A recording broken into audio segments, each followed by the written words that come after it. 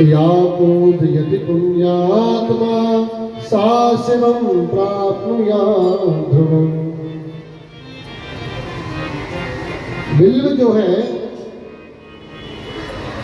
ये बिल्व के मूल में साक्षात महादेव भगवान शिव का ही निवास है। इसलिए बिल्व वृक्ष जो है ये भी भगवान का शिवलिंग स्वरूप है।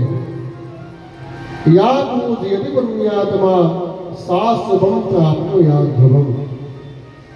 सूत जी महाराज कहते ऋषिश्वरों, जो बिल्व वृक्ष की पूजा करता है उसको शिव पूजन का ही फल प्राप्त होता है। और भगवान श्री शिव जी की पूजा करने के पश्चात भगवान शिव को जो बेलपत्र समर्पित करता है उसे शिवलोक की प्राप्ति होती है। हम बेलपत्र जब चढ़ाते हैं ना तो कौन सा मंत्र बोलते हैं? प्रजलम त्रिगुणाकारं त्रिनेत्रं च त्रिधायुधं त्रिजन्म पाप संहारं बिल्वपत्रं शिवार्पणम्। एक बेलपत्र भगवान शिव को समर्पित करने से इतना फल प्राप्त होता है।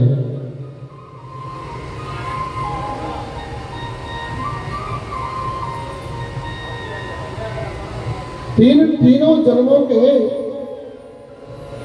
त्रिजन्म पाप संहारम, समस्त पाप तुरंत ही नष्ट हो जाते हैं। और काशी वासन वासी च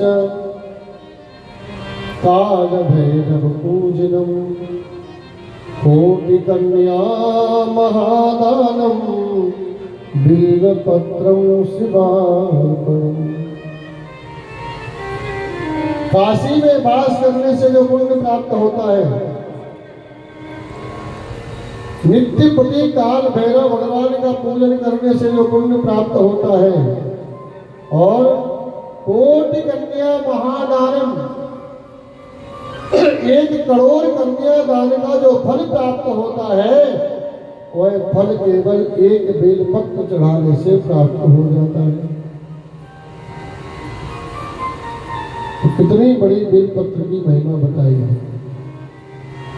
और सूत जी कहते हैं ऋषिश्वरों, बिल्व मूले दीपमाला यह कल्पयति सादरम सा तत्त्वज्ञान संपन्नो महेशांतर्गतो भवे। जो बेल वृक्ष के मूल में अर्थात बेल वृक्ष के नीचे जड़ में दीपदान करता है, दीपक जलाता है, उसे तत्व ज्ञान प्राप्त हो जाता है, वो ज्ञानी हो जाता है।